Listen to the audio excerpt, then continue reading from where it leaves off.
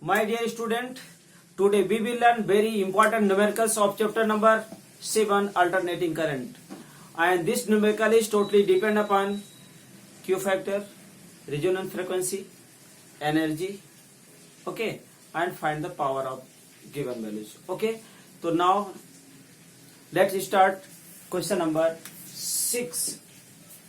Obtain the resonance frequency omega r of a series LCR circuit with the दिया गया है L क्या दिया है 2 Henry and capacitor given that 32 microfarad and capital R is given that 10 ohm. What is the Q values of this circuit?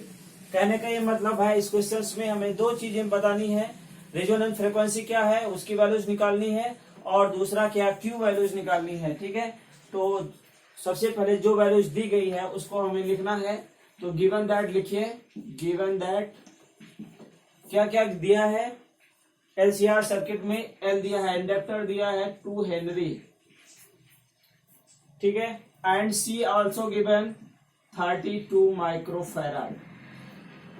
Okay, तो इसको किस में कन्वर्ट करना पड़ेगा 10 to the -6 फैराड. ओके, तो ये सी की values. And resistor also given that 10 ohm.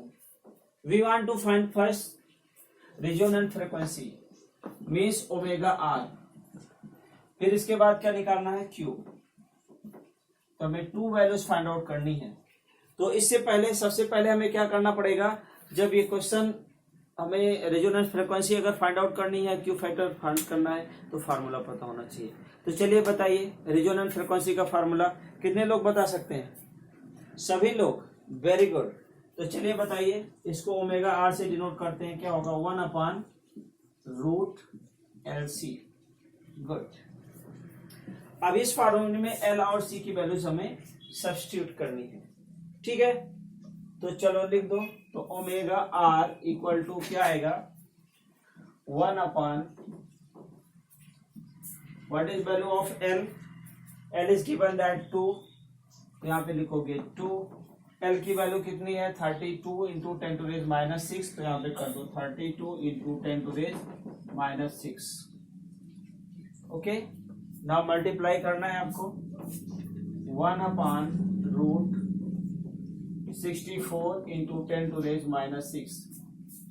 अब स्क्वायर रूट से बाहर कर लीजिए इसको, तो क्या आएगा बोलिए. 8 8 जा 64 होता है, तो 8 और 10 to the -3. 6 का कितना हो जाएगा स्क्वायर रूट 10 to the -3. अब क्या करेंगे, ये माइनस में है उसको न्यूमरेटर में ले लेंगे, तो क्या हो जाएगा 10 to the 3/8. कहने का मतलब 1000 डिवाइडेड बाई 8. It's clear. अब इसको डिवाइड करिए, ओमेगा आर की वैल्यूज डिवाइड करिए, 8 से डिवाइड करिए. जल्दी से बताइए कितना होगा. ये 8 से डिवाइड नहीं कर पा रहे हो. 8 2 जा 8 1 जा 8, 8 2 जा 16, 8 4 जा 40. तो इस तरह से हम क्या गेट कर पाएंगे 125 सेकंड इनवर्स. तो this is the value of resonance frequency. तो 1 क्वेश्चन यू हैव गॉट. ठीक है, एक आंसर आपको मिल चुका है. अब दूसरा में निकालना है Q फैक्टर या Q वैल्यूज. Q का फार्मूला क्या होता है बोलिए. मैं नहीं बताऊंगा, आपको बताना है. Q का फार्मूला क्या होता है, इंडक्टर के फॉर्म में लिखेंगे XL/R. XL को हम क्या लिखते हैं ओमेगा L/R. और यहाँ पे ओमेगा की वैल्यूज आपके सामने है, कितना है. What is value of omega, ये है ना 125. एंड इंडक्टर के एल के वैल्यूज यहाँ पे दी गई है, कितना लिखेंगे 2. आर कितना है 10. चलो डिवाइड करो, तो कितना हो जाएगा 250/10. तो 10 से 10 कैंसिल हो गया, मतलब 1025. जब तो Q की वैल्यूज क्या हो जाएगी 25. ठीक है, ये क्लियर हो गया. तो Q फैक्टर वैल्यू क्या आएगी Q 25. So this is your answer. In this way you can find the value of answer of value Q and resonant frequency. Till here anyone any doubt? अगर कहीं पे कुछ doubt लगता है तो पूछ सकते हो, नहीं डाउट? ओके, फिर नेक्स्ट क्वेश्चन पे पहुंचते हैं। 7। अब क्वेश्चन नंबर 7 में क्या दिया गया है इसको हम पढ़ते हैं और इसके बाद मैं क्वेश्चन पूछूंगा, आपको आंसर देना है। चलेगा? नहीं चलेगा? अच्छा, क्यों? सारा कुछ मुझे ही करना है? चलिए ठीक है। ये charge 30 microfarad capacitor is connected. कहने का मतलब जो हमारा कैपेसिटर है वो कितना है? 30 माइक्रोफैराड का है। Connected to 27 milli henry inductor. कहते इसमें कैपेसिटर और इंडक्टर है, एक दूसरे ये सर्किट में कनेक्टेड है। And what is the angular frequency of the free oscillation of the circuit. मतलब हमें फ्रीक्वेंसी बतानी है। तो कितने लोगों को फार्मूला पता है? ओमेगा इक्वल टू, सब लोगों को पता है? सब बताएंगे? नहीं मालूम है? ओके, तो गिवन दैट यहाँ पे क्या लिखेंगे? सी 30 माइक्रोफैराड। तो क्या लिखेंगे? 30 इंटू 10⁻⁻6 फैराड, या फिर हम लिख सकते हैं 3 इंटू 10⁻⁵ फैराड। ये सी की वैल्यूज आ गई। गुड। और क्या दिया है? Inductor given that 27 milli henry. तो इसको स्टैंडर्ड फॉर्म में कन्वर्ट करिए, इसको लिखेंगे 10⁻³ हेनरी। ये एल है। हमारे पास दो वैल्यूज आ गई। हमें फाइंड आउट क्या करना है? ओमेगा। ओमेगा फाइंड आउट करना है। चलिए ओमेगा का वैल्यू बताइए। जब तक बोलोगे नहीं आगे नहीं बढ़ेंगे। ओमेगा का फार्मूला क्या होता है? रिजोनेंट फ्रीक्वेंसी कितनी होती है? चलिए बताइए। एंगुलर फ्रीक्वेंसी नहीं पता? अच्छा, ये पता है, ये तो मालूम है। तो चलिए फटाफट कर डालिए, डू फास्ट। क्वेश्चन आपके सामने है, लिखिए। ओमेगा इक्वल टू 1/√LC है। अब यहाँ पे इसकी वैल्यू पुट करो। एल की वैल्यू कितनी है? सामने लिखा गया है। कितना है? 27 इंटू 10⁻⁻3। और यहाँ पे सी की वैल्यूज ये है 3 इंटू 10⁻⁵। तो ओमेगा इक्वल टू 1/, क्या लिखेंगे? 27 3 कितना होता है? 81। अच्छा, तो लिख ही देते हैं और 10⁻⁸ हो जाएगा। अब इसका स्क्वायर रूट निकालो। What is square root of 81? कितना हो जाएगा? 9 इंटू 10⁻⁴। इसका 8 का 4 हो जाएगा, यहाँ पे 9 हो जाएगा। अब इसको हम 10⁻⁴ को ले लेंगे नोमिनेटर में, डिनोमिनेटर में बचेगा क्या? 9। अब इसको हम लिखेंगे 10,000 डिवाइडेड बाय 9। तो 9 1 जा 9, 9 1 जा 9, 1.1। ठीक है, सेकंड इनवर्स। कहने का मतलब ओमेगा की वैल्यू एंगुलर फ्रीक्वेंसी कितनी आएगी? 111.1, मतलब 1111। ठीक है, या फिर हम इसको ऐसे भी लिख सकते हैं 1.1 इंटू 10⁻³ इनवर्स। ठीक है, तो इस तरह से भी हम इसको लिख सकते हैं। This is your desired answer. ये तो फार्मूला याद है तो ये हो जाएगा। बस खाली यहाँ पे ध्यान देना है कि जो उसके यूनिट्स माइक्रो में है या मिली में है उसको कन्वर्ट करना है। अगर वो नहीं करोगे तो आंसर रॉन्ग होगा। ठीक है, तो हाइब्रिड लिख लिया? पक्का? चलो फिर नेक्स्ट क्वेश्चन पे पहुंचते हैं। ओके, नाउ क्वेश्चन नंबर 8 पे पहुंचते हैं। सीधा क्वेश्चन क्या लिखा गया है और क्या बताना है आपके सामने है ये।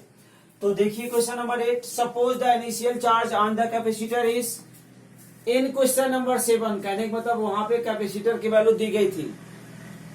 अभी जस्ट इसके पहले वाला जो क्वेश्चन बताया था उसमें इसकी वैल्यू दी थी 30 माइक्रोफैराड। कितना दिया गया था? 30 माइक्रोफैराड ही था ना। तो इस सी की वैल्यू क्वेश्चन नंबर 7 से लेना है। एच कितना है? 6 मिली कूलम्ब क्या है? चार्ज है। तो what is the total energy stored in the circuit initially. तो हमें टोटल एनर्जी निकालना है, बताना है कि कितना एनर्जी स्टोर्ड होगी and what is the total energy at the later time क्या होगी। तो वो दोनों हमें बताना है। ठीक है, तो पहले हम जो दिया गया है वो लिखते हैं और इसके बाद जो क्वेश्चन नंबर 7 से हमने लिया वो भी लिखेंगे। तो गिवन दैट हमने क्वेश्चन 7 से क्या लिया है, कैपेसिटर लिया है। तो कैपेसिटर की वैल्यू क्या है, कैपेसिटर की वैल्यू थी 30 माइक्रोफैराड, ठीक है। अब इसको कन्वर्ट करिए किसमें, फैराड में, तो 10⁻⁻⁶ फैराड या फिर C equal to 3 into 10⁻⁵ farad, ठीक है। ये C की वैल्यू क्वेश्चन नंबर 7 से हो गया, जैसा कि यहाँ लिखा है, ठीक है। और इसमें दिया है Q की वैल्यू कितनी दी गई है, चार्ज दिया है 6 मिली कूलम। तो मिली को किस में कन्वर्ट करेंगे, कूलम में, तो आएगा 6 इंटू 10⁻³ कूलम। ओके, ये Q की वैल्यू से। अब जिससे पूछूंगा वो बोलेगा। आर यू रेडी ना सभी लोग?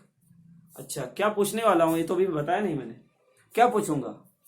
अच्छा, क्वेश्चन पूछोगे, ठीक है। क्या पूछेंगे हम, तब देख लो जो क्वेश्चन आपको पता है। What is the total energy stored in the circuit initially, क्या पूछ बताना है आपको, टोटल एनर्जी बताना है। चलो, कितने लोगों को टोटल एनर्जी का फार्मूला पता है? सब लोगों को, चलो बताओ। तीनों पता है, तीनों फार्मूला, सी बी के फार्म में, क्यू बी के फार्म में और क्यू और सी के फार्म में। हमें किसके फार्म में बताना है एनर्जी, से बताइए। जो चीजें हमें दी गई है ना, जैसे कैपेसिटर है और क्यू के फार्म में बताना है, तो कौन बताएगा? सबको पता है, तो बताओ, चलो बोलो। अच्छा, बिना पूछे बता दिए, गुड। तो चलो, stored energy E equal to क्या हम लिखेंगे, Q²/2C, ठीक है। जिन्होंने बताया सही है, और बाकी तो मालूम सबको ही था। तो चलो यहाँ पे इसकी वैल्यू सब्स्टिट्यूट करते हैं। अभी स्टोर्ड एनर्जी हमें निकालना है, टोटल स्टोर्ड एनर्जी, तो Q की वैल्यू हमारे पास है, तो ये तो जी क्वेश्चन है, फटाफट हो जाएंगे। 6 into 10⁻³ whole square upon Q की वैल्यू थी 6 इंटू 10⁻³, अब C की वैल्यू कितनी है, 2 इंटू 3 इंटू 10⁻⁵, ठीक है।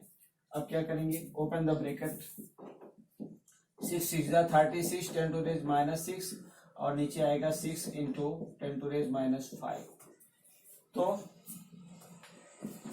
अब इसको कट करेंगे, 6 6 36 करने मतलब 6 इंटू 10⁻⁶ इंटू 10⁻⁻ का +5 हो जाएगा। तो हम इसको क्या लिख सकते हैं, 6 इंटू 10⁻⁻1, ठीक है। हो गया क्लियर? क्या क्लियर हुआ? ये 6 इंटू इसमें से सब्ट्रैक्ट हो गया तो 1 हो गया, तो इसका मतलब ये हुआ 6/10, ठीक है। आएगा कितना, 0.6। और एनर्जी की यूनिट क्या होती है, बोलो, जूल, गुड। तो हम यहाँ पे लिखेंगे E इक्वल टू 0.6 जूल, ठीक है। अब दूसरा क्वेश्चन पूछा गया है कि what is the total energy at the later time, तो यही सेम एनर्जी वहां पे मिलेगी। तो लिख सकते हो कि टोटल एनर्जी भी सेम ही होगी। चलो लिख डालो, लिखो जल्दी से, total energy same for the later time, लिखिए टोटल एनर्जी इज सेम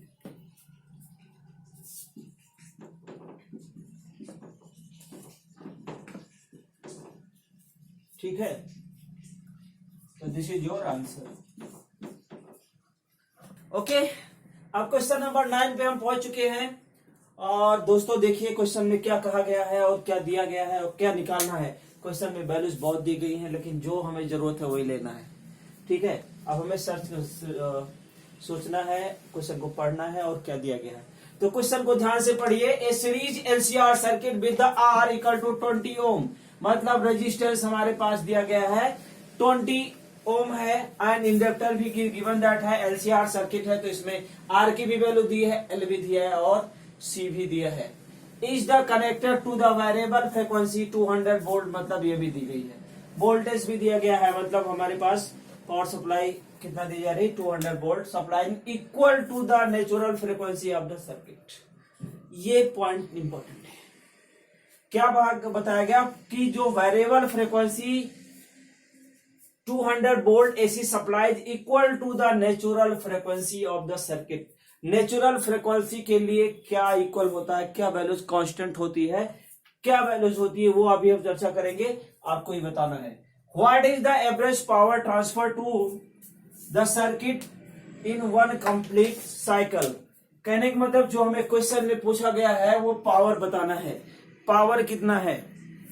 ठीक है, तो इससे पहले पावर निकालने से पहले जो दिया गया उसको हम लिख लेते हैं। ठीक है, गिवन दैट में बहुत कुछ दिया है। 20 ओम है, एन इक्वल टू दिया है 1.5 हेनरी है, और सी भी दिया है 35 माइक्रोफैराड। इसको कन्वर्ट करेंगे 35 इंटू 10⁻⁻6 फैराड। ओके, और हमारे पास वोल्टेज भी दी गई है, कितना है 200 वोल्ट। ओके, हमें बताना है, पावर निकालना है।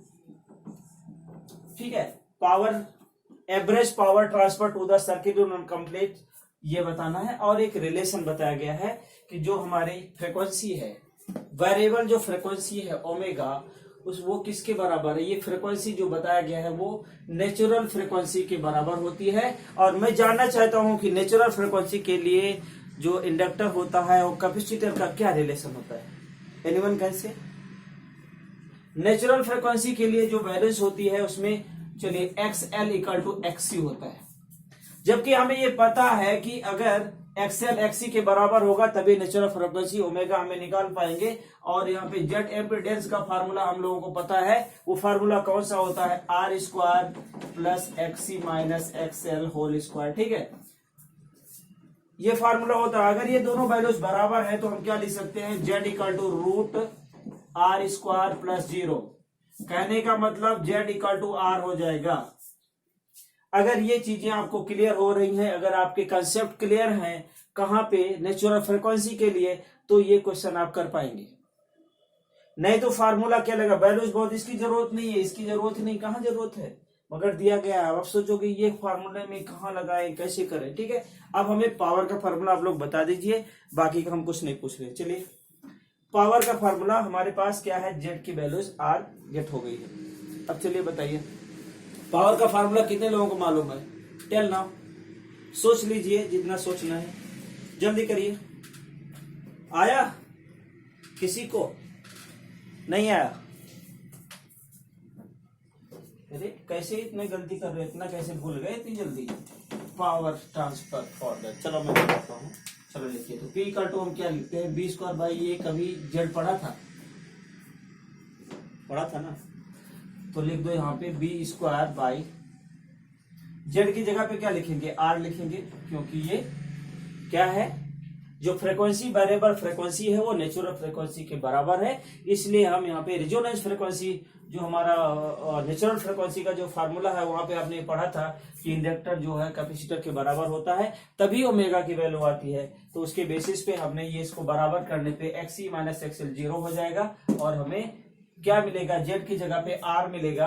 तो यहाँ पे लिख सकते हैं P इक्वल टू, अब इसकी वैल्यूज क्या है, B की वैल्यू दी गई है 200, तो 200 होल स्क्वायर। R की वैल्यू कितनी है, ये है सामने 20, तो कितना हो जाएगा 40/20, एक 0 कैंसल, ये 2000। पावर की यूनिट कितने लोगों को मालूम है, what is value of power, what is unit of power, बोलो बोलो। पावर की यूनिट क्या होती है, वाट लग जाएगी, अगर याद नहीं रखा तो वाट ही होती है। ठीक है, W से डिनोट करते हैं ना, पावर की यूनिट क्या होती है, वाट।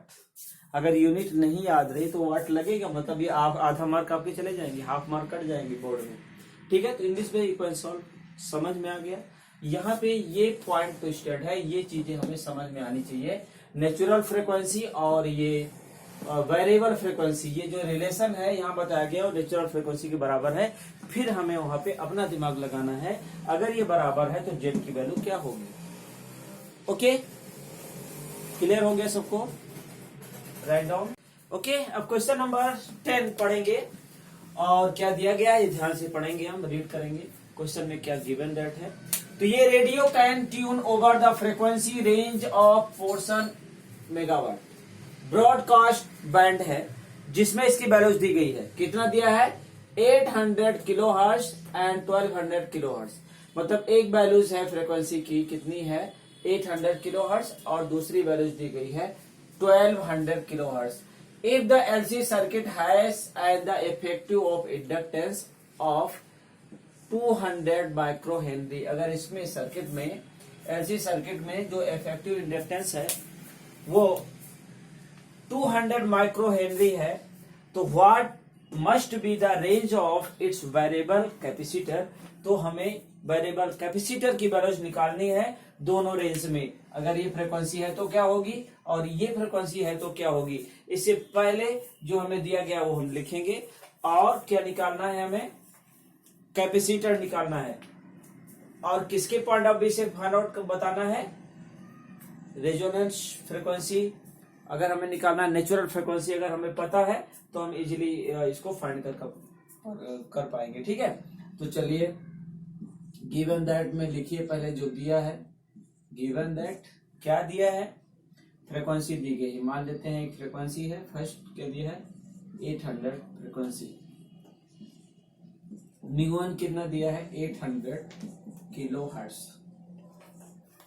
इसको कन्वर्ट कर लेंगे हर्ट्ज में, कितना हो जाएगा 800 इंटू 10 टू रेज कितना होगा 3 होगा।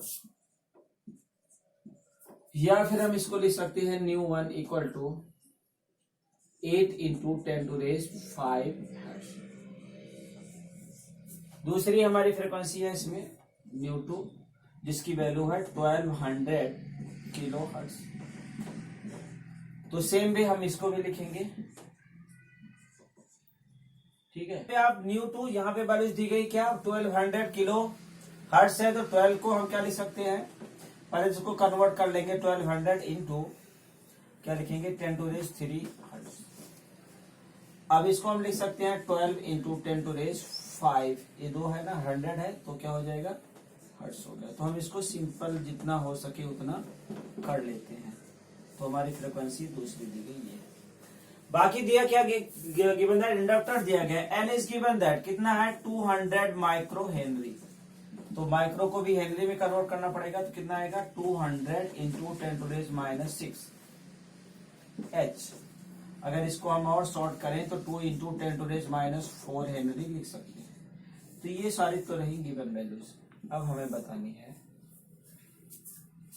नेचुरल फ्रीक्वेंसी का फॉर्मूला। कितने लोगों को पता है, न्यू इक्वल टू, सबको मालूम है, बोलो फिर 1/2 pi root LC। Okay good. लेकिन हमें ये थोड़ी निकालना है, हमें तो कैपेसिटर निकालना है। लेकिन हमें फ्रीक्वेंसी भी दी गई है, इंडक्टर दिया है, कैपेसिटर निकाला जा सकता है। तो क्या करेंगे, स्क्वायरिंग बोथ साइड लिखिए, स्क्वायरिंग बोथ साइड, दोनों तरफ स्क्वायर करेंगे तो क्या होगा nu square equal to 1/4 pi square LC।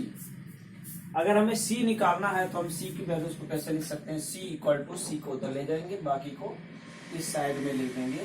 तो 4 पाई L, ठीक है, यहाँ पे न्यू की जगह पे चाहे बाद में लिखो चाहे पहले लिखो, न्यू स्क्वायर इस तरह से हम लिख देंगे। ठीक है, अब ये हमारा कैपेसिटर का फार्मूला आ गया, किसके फॉर्म में, इंडक्टर और फ्रीक्वेंसी के फॉर्म में आ गया। अगर हम फॉर किस फ्रीक्वेंसी के लिए बात कर रहे हैं कैपेसिटर निकाल रहे हैं फॉर फ्रीक्वेंसी, हाँ कैपेसिटर फॉर लिखिए, कैपेसिटर फॉर फ्रीक्वेंसी कितनी है फ्रीक्वेंसी, पहले के लिए कितने के लिए, फ्रीक्वेंसी के लिए हम निकाल रहे हैं 800। ठीक है, 800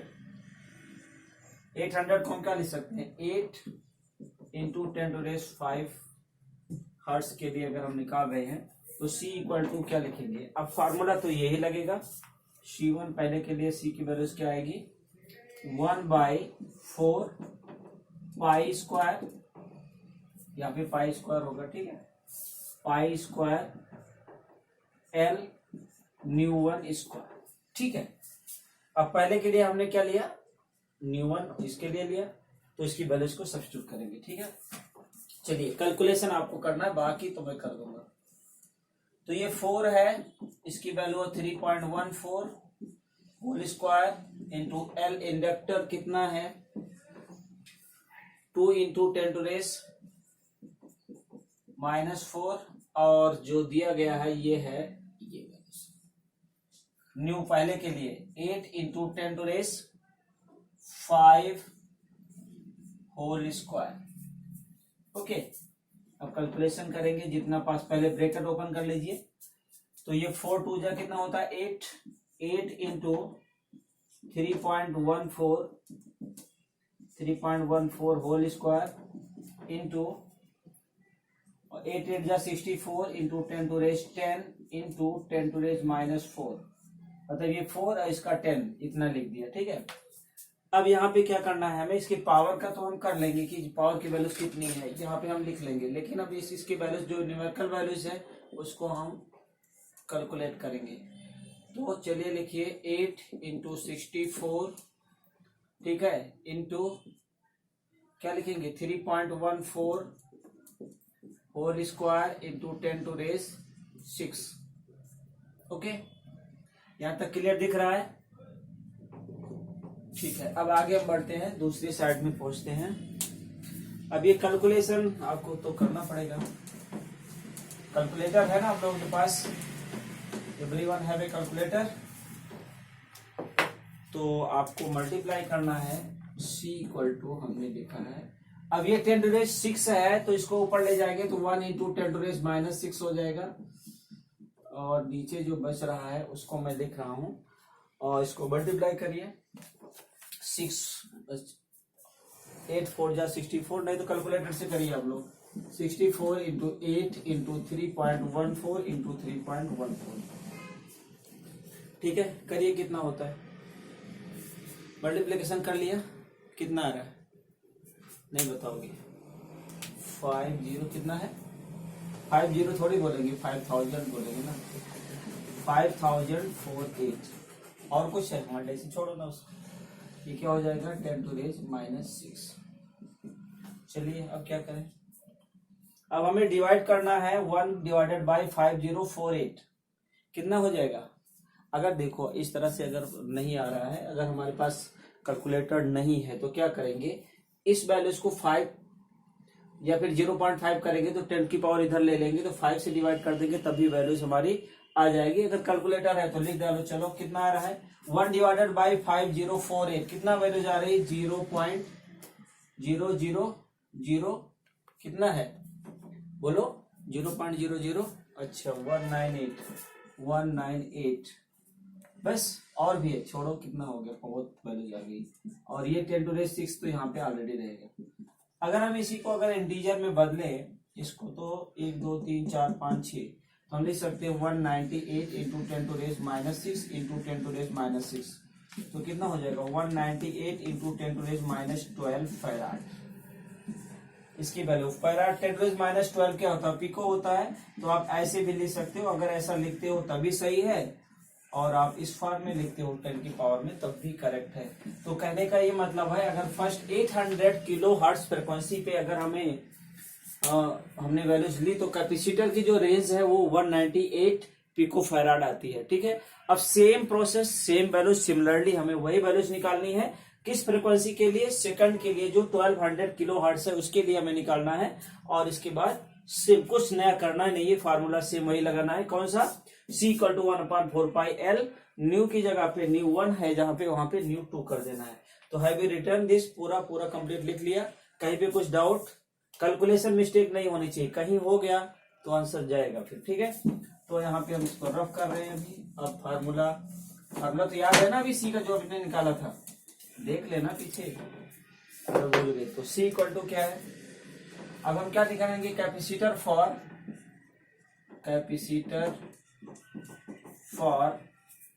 फ्रीक्वेंसी,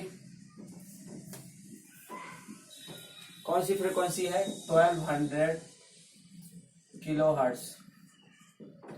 तो C इक्वल टू हम क्या लिखेंगे यहाँ पे, फार्मूला बोलिए 1/4π² न्यू 2 स्क्वायर। Very good.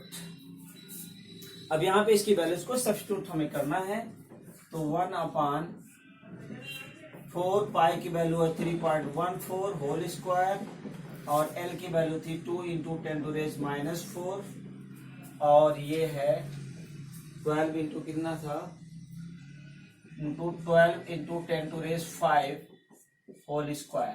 ठीक है, तो ये आपको क्लियर दिख रहा है कि नहीं दिख रहा है? इधर क्या लिखा है, 4 वैल्यू सब्स्टिट्यूट किया, न्यूटन की वैल्यू है 12 into 10 to raise 5 whole square. ठीक है, अब इसको कैलकुलेट करेंगे, जितना इजी कर सको उतना इजी करो। पहले इसके ब्रैकेट को ओपन कर दो, जिससे 2 4 जा 8 हो जाएगा। तो यहाँ पे 8 into 3.14 into 3.14 into 10 to raise minus 4 into 12 जा कितना होता है 144। गुड, 144 लिख दिया, और यहाँ पे 10 की पावर क्या लिख दिया 10। क्या करेंगे, मल्टीप्लाई करेंगे। तो जो पावर वाली वैल्यू है उसको पहले सॉल्व करेंगे। 10 टू रेज 10 है और यहाँ पे 10 टू रेज माइनस 4 है, तो क्या लिखिए 10 टू रेज 6 लिखेंगे। तो यहाँ पे लिखेंगे 1/8 into 3.14 into 3.14 into 144 10 to raise 6 farad. अब 10 टू रेज 6 को ऊपर ले लो, तो इसकी वैल्यूज आपको बताना है, इसकी मल्टीप्लीकेशन, इसकी वैल्यूज क्या आती है। ठीक है, तो इसको हम ऊपर लेते हैं, 1 इंटू 10 टू रेज माइनस 6 हो जाएगा। इसका मल्टीप्लीकेशन बोलिए कितना होता है, करिए फटाफट आप लोग, इतने का मल्टीप्लीकेशन करिए। ये वैल्यूज कितना आ रहा है, 8 इंटू 3.14 इंटू 3.14 इंटू 144 कितना आया, कितनी वैल्यू आई, हाँ 11,358 11,358.25। ओके, और इतना हो गया। अब क्या करना है, हमें इसको डिवाइड करना है 1 डिवाइडेड बाय। अब देखो यहाँ पे क्या है कि वैल्यू बहुत बड़ी है तो टफ है डिवाइड करना, तो डेसिमल में इसको लिखेंगे। तो डेसिमल में इसको हम क्या लिख सकते हैं, 10 टू रेज माइनस 6 तो ऑलरेडी है, और इसको लिख सकते हैं 1.14 इंटू 10 टू रेज 1 2 3 4, तो 10 टू रेज माइनस 4 लिख सकते हैं। ठीक है, 10 टू रेज माइनस 4 नहीं, 10 टू रेज 4 फैराड। जब इसको ऊपर ले जाएंगे तो इसकी वैल्यूज कुछ इस तरह से हो जाएगी। पहले तो हम इसको डिवाइड करेंगे, न्यूमरेटर को 10 टू रेज 4 को ऊपर ले जाएंगे, और इसके बाद हम डिवाइड करेंगे। तो हम c इक्वल टू क्या लिखेंगे, 1 into 10 to raise minus 6 into 10 to raise minus 4 divided by 1.14। अब आपको क्या करना है, इस 1 डिवाइडेड बाई दिस, इसको डिवाइड करिए, और जो आता है वो 10 टू रेज माइनस 10 के फॉर्म में हमें बताना है। चलिए ठीक, ये 10 टू रेज माइनस 10 तो ऑलरेडी हो गया। 1 डिवाइडेड बाई 1.14 किया तो कितना आया, 1 को डिवाइड करिए तो कितना आएगा, बोलिए कितना, 0.877। ठीक है, तो चलो लिखो 0.877, ये वैल्यूज है। अब इसको अगर हम इंटीजर वालों में ऐसा लिख दें 87.7 इंटू 10 टू रेज माइनस, अभी इंटीजर लिया, इसको 10 से मल्टीप्लाई किया और 10 से 100 से मल्टीप्लाई किया, 100 से डिवाइड किया, तो ये तो वैल्यूज ये हो गई, लेकिन इसकी value -2 into 10 to raise minus 10 farad होगी। ठीक है, अब इसको लिख सकते हैं 87.7 into 10 to raise minus 12 farad. अब 10 टू रेज माइनस 12 को क्या लिख सकते हैं, पिको, तो 87.7 पिको फैराड भी लिख सकते हैं। और अगर ये लिखते हैं अपने इस फॉर्म में ऐसे 10 की पावर में भी तब भी सही है। तो 87.7 इंटू 10 टू माइनस 12 फैराड, ये भी करेक्ट है, और ये सी इक्वल टू 87.7 पिको फैराड है। तो आई होप समझ में आ गया होगा। अगर समझ में नहीं आता, कहीं कोई डाउट आता है, तो आप कमेंट में मैसेज कर सकते हो, अच्छा लगे तभी मैसेज कर सकते हो। ठीक है,